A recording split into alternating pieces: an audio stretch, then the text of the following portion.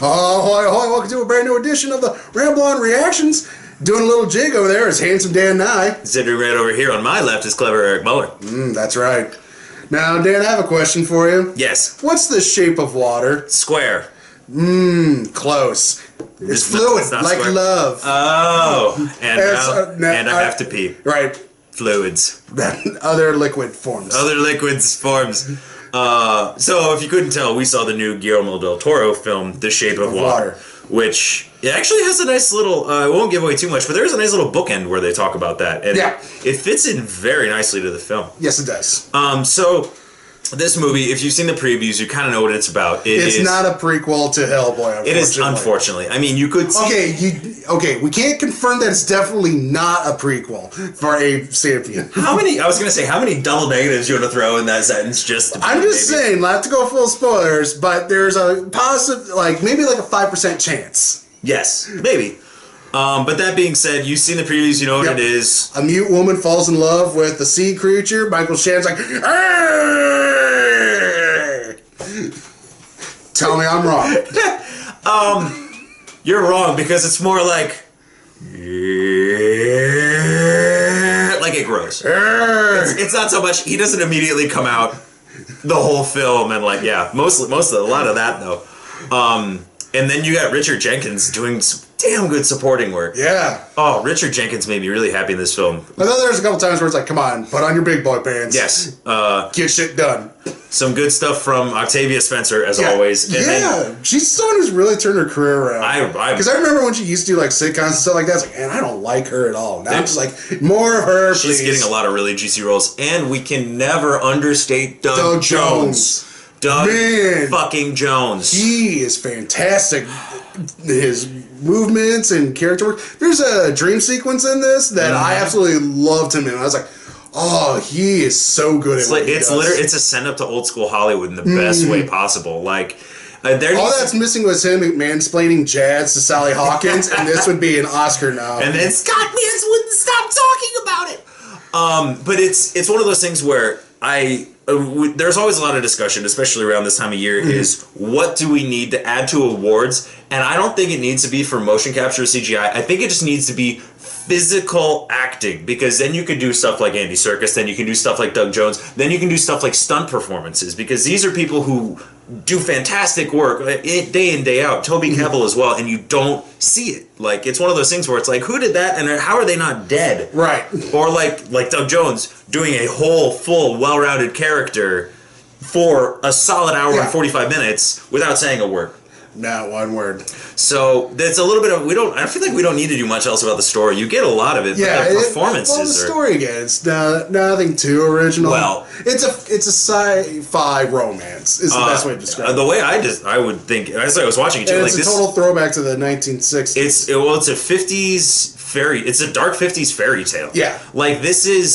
I feel like this is a little bit more. I like this a lot more. I think Crimson Peak was his last one before this, and this is leaps and bounds better than that movie.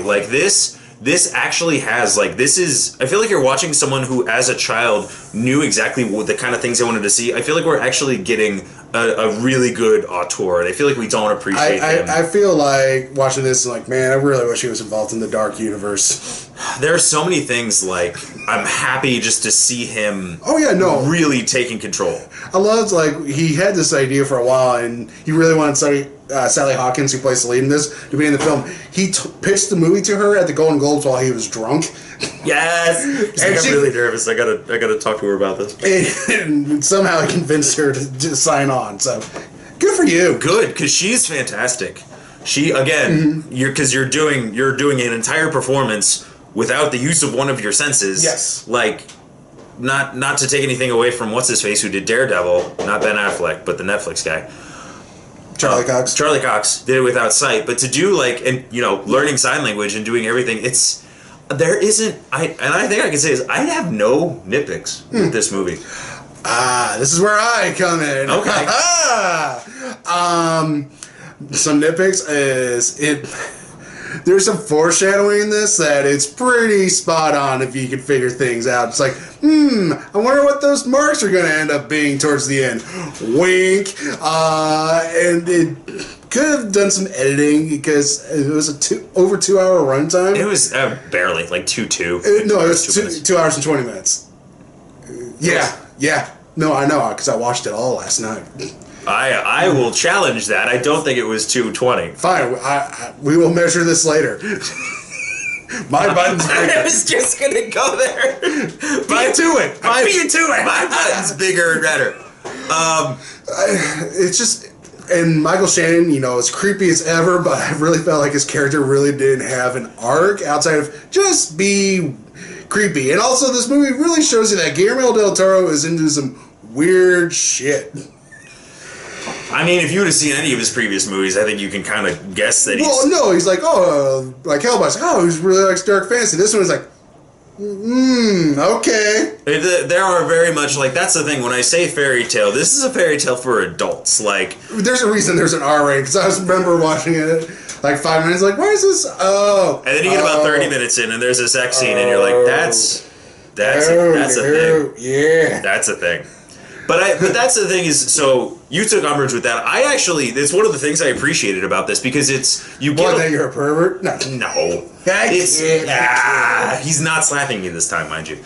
It's one of the things where it's, because a lot of times you'll see movies like that and they'll change something in the writing or they'll dumb it down in order to get a rating where it's like, that's one of the things I do like about him as a filmmaker. He embraces what he wants. Yes. If he has a vision, he sticks to it, so yes. Good for you, Guillermo. That's why I say more auteur, because he knows exactly what he's going for, and I feel like you thought Michael Shannon, I don't know so much as he didn't have an arc where it's like, he's playing, to me, he played the madness of that time very well. Because this is like height of McCarthyism, height of the Red Scare, and it's like everyone's your enemy. Everyone's a commie until proven otherwise. You know what I mean? Shannon was fine, but also Jenkins I didn't really like, even though he was fine. He's just, this character really didn't really add anything to it. It's a movie about outcasts for me. And that's why I think I like where they're going with it and what they show you is because they're showing you, especially with Shannon, is you're getting a lot of a glimpse into the nuclear family at that time, and you're seeing just how fucked up it really is.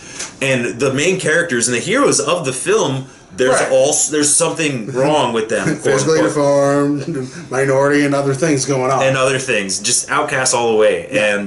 And I mean, even Octavia Spencer, like literally every character, excuse me, that you're rooting for in this movie. She's the main vocal point, literally, because she's the only one she has the most talking time. Yes, she does. Maybe her, then Shannon, then Richard Jenkins. Yeah. And not to mention, I don't know the actor's name. Yeah. Who plays Bob, the doctor. Dr. Bob, yeah. I really enjoyed him as well. But I think this may be the first time in a long time graded this movie. B+. See, I'm going to give it an A. I really did enjoy this film, and it will probably be talked about again a little later on tonight. Ooh. Spoilers. So, thank you very much for watching. I almost skipped. Like, comment, subscribe, share. Let us know what you thought about The Shape of Water. Like, was it like just okay and it was worth a watch? It was above okay. It was above okay. Or is it one of the best films of the year? Let us know what you think.